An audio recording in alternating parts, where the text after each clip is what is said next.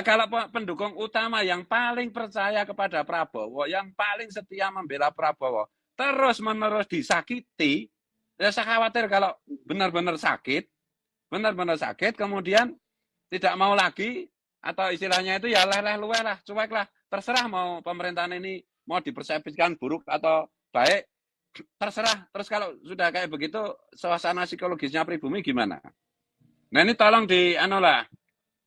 Ini kan saya sudah berkali-kali bilang, kalau pemerintah hari ini siapapun itu, kalau dekat-dekat dengan Habib, dengan kelompok garis Islam transnasional yang sesat itu pasti dimurkai Allah. Mekanismenya itu begitu. Coba perhatikan tuh. Saya berkali-kali ngomong itu. Nah, Mayor Teddy menjadi Letkol Teddy itu kan per 25 Februari. Kemudian 25 Februari, terus kemudian tanggal 3 Maret, Letkol Teddy mengunjungi Habib. Dari tanggal 25 sampai 3 Maret, itu nggak ada yang memprotes itu. Nggak ada yang mempersoalkan itu. Kemudian tanggal 5 Maret, saya memprotes itu. Bagaimana kok Letkol Teddy mendekati si Habib Alwi yang antek penjajah itu. Kemudian apa yang terjadi? Tanggal 7, tanggal 8, dan tiba-tiba orang pada menyerang mengenai kenaikan pangkat Mayor Teddy menjadi Letkol Teddy. Bahkan sekarang di medsos itu sudah menyerang secara personalnya Letkol Teddy. Dan berimbas kepada presiden. Kita loh dikait-kaitkan dengan presiden lah. Entah itu apa, ada omongan-omongan tentang Nyonya Teddy kah, entah itu gambar wedding antara Letkol Teddy dengan Presiden Prabowo kah. Ini kan suara publik, suara anak-anak muda yang mereka itu benar-benar netral gitu. Jadi aura yang diciptakan oleh Tuhan semesta alam ini sedang begitu. Tuhan itu sedang menghendaki bahwa semua penipuan terhadap bangsa dan negara, pengkhianatan terhadap Pancasila dan Bhinneka Tunggal Ika khususnya, itu dikehendaki oleh Tuhan yang Maha Kuasa yang melindungi bangsa kita, Pancasila kita, Bhinneka Tunggal Ika kita, itu sedang menghendaki untuk dibongkar. Nah ini kok saya nggak tahu ini intelijen negara itu kemana gitu loh. Ini kan politik ini soal persepsi gitu loh. Sekali lagi, sampai hari ini, pendukung utama dan kelompok utama yang paling percaya dengan Presiden Prabowo, ini putra-putri bangsa Nusantara. Ini pribumi. Gitu loh. Dan pribumi di sini itu lintas suku bangsa, lintas agama. Ada Krisyanto Oni misalnya, yang non-muslim dari Nusa Tenggara Timur setahu saya ya. Ada santri-santri saya yang di Papua, yang di Sulawesi, yang di Kalimantan. Ini semua pribumi yang benar-benar backup, percaya penuh bahwa Presiden Prabowo benar-benar menjadi imam kita dengan maksud-maksud, segala maksud dan tujuan baiknya. Tapi kalau terus-menerus disakiti, saya khawatir persepsi publik yang dibuat negatif oleh kelompok oposisi maupun kepentingan-kepentingan luar negeri, itu lama-lama dipercaya oleh putra-putri bangsa Nusantara, oleh pribumi, karena sikap-sikap konyol, tindakan-tindakan konyol yang menyakiti pribumi, termasuk diantaranya mengusulkan siapa itu tadi, monyet satu itu, si Idrus bin Salim, Al-Jufri itu menjadi pahlawan. Saya bilang monyet karena saya sedang mengamalkan isi Quran. Pengkhianat itu disebut monyet. Kunu kirodatan khosiin. Jelas kan? Penguasa, kapanpun dia berkuasa, siapapun berkuasa, itu kan salah kepentingannya, salah satu pertimbangan utamanya apakah itu selaras dengan mempertahankan kekuasaan apa tidak. Maka oleh karena itu, apa yang disampaikan Gus Fakih itu kan sifatnya ideologis. Oke lah kalau dianggap ideologi ini sudah mati gitu ya. Saya perlu memberikan masukan kepada Pak Prabowo, pemerintah sekarang gitu. Jadi satu, jangan kasih sedikit pun ruang untuk kelompok radikal. Coba lihat itu yang di film Game of Thrones itu. Bagaimana sedikit kelompok radikal dikasih angin ya menghancurkan negara. Yang kedua, apa yang disampaikan Gus Fakih tadi mengenai frustrasi sosial yang sekarang itu mulai digencarkan oleh kelompok oposisi maupun kepentingan internasional yang tidak suka dengan Pak Prabowo, yang diwujudkan oleh demo mahasiswa maupun suara-suara netizen terutama kalangan muda. Itu selama ini itu menurut saya sejauh ini itu karena niat baik Pak Prabowo dan ya implementasinya ya nggak terlalu nggak terlalu geser dari apa yang dimaui presiden gitu di level pelaksanaan itu. Yang saya khawatirkan cuma satu. Karena selama ini yang masih setia, yang masih percaya sepenuhnya kepada Prabowo, itu hanya kelompok kita, hanya kelompok pribumi. Kalau trennya apa itu bawaan-bawaan Pak Prabowo itu seperti ini, terus menerus sedikit demi sedikit mencubit, mengiris apa itu yang menimbulkan rasa sakit di kalangan pribumi, itu terus menerus, saya khawatir pemerintahan Pak Prabowo itu tidak sampai 5 tahun. Karena ini ya satu-satunya modal kekuatan yang benar-benar support tanpa pamrih kepada Pak Prabowo. Benar-benar percaya, benar-benar apa itu mendukung Pak Prabowo tanpa apa itu, tanpa harapan upah apapun dalam bentuk apapun.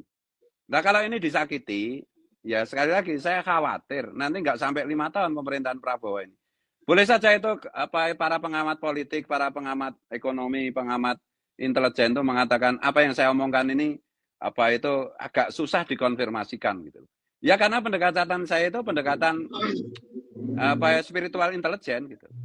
Bukan pendekatan intelijen biasa, bukan pendekatan intelijen sosial gitu. Berapa kali saya ngomong dan memprediksikan sesuatu dan terjadi. Itu udah berapa kali? Udah puluhan kali.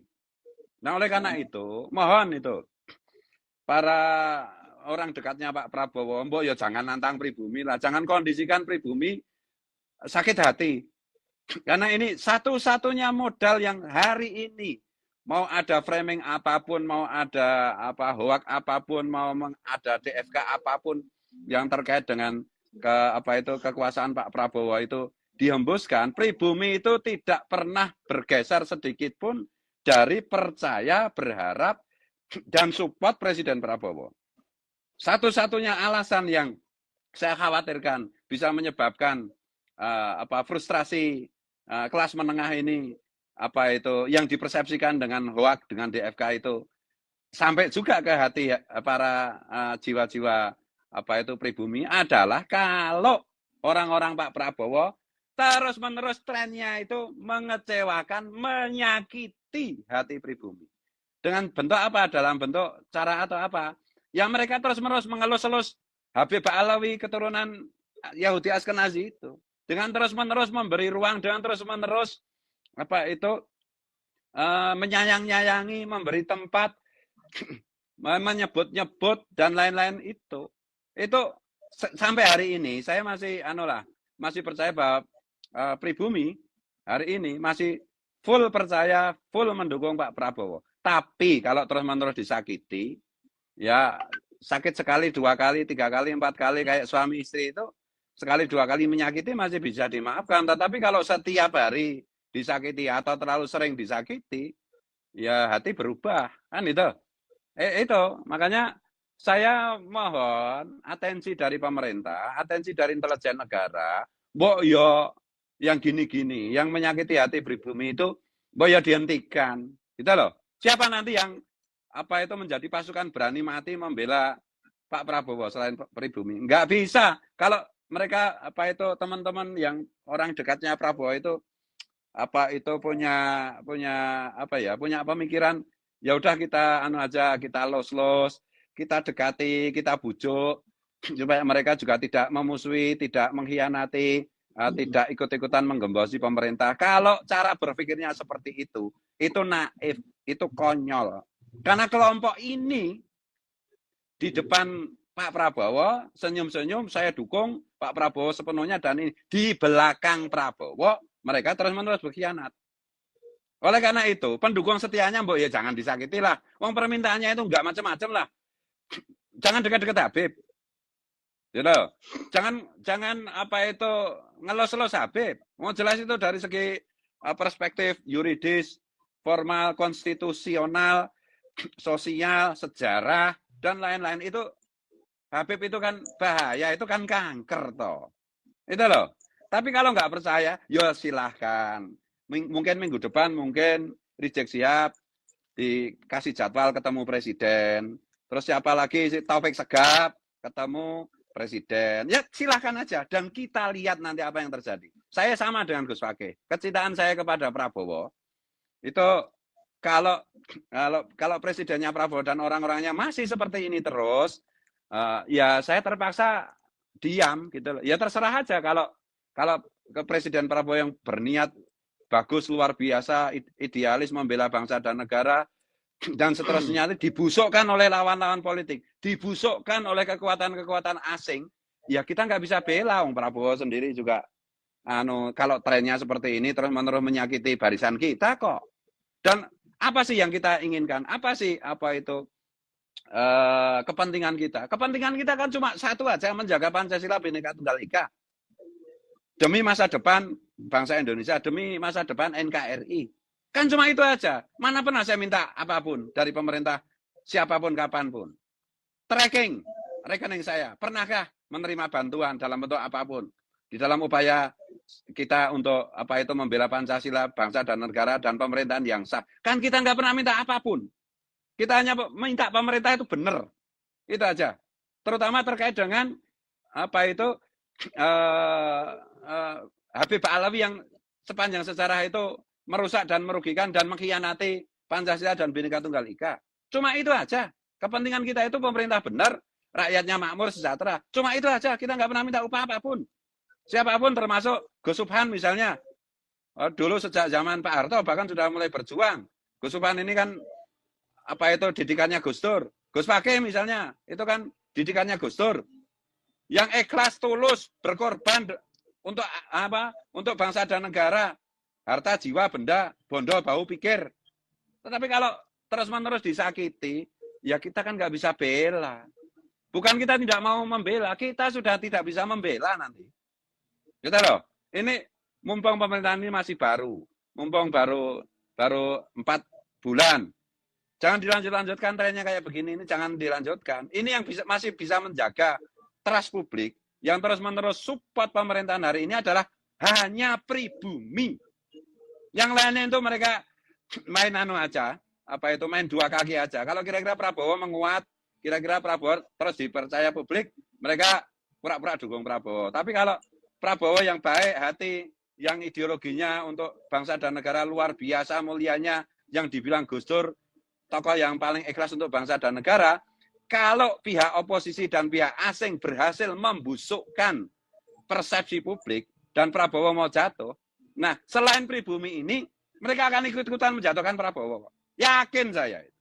Yakin, saya itu begitu khawatir gitu loh. Begitu khawatir dengan pemerintahan hari ini. Nah ini udah berkali-kali kayak begini, kalau dekat HP pasti kualat, dibikin kualat oleh Tuhan yang Maha Kuasa kok. Masih mau dilanjutkan tuh gimana? Saya nggak habis pikir ini, saya benar-benar nggak habis pikir ini.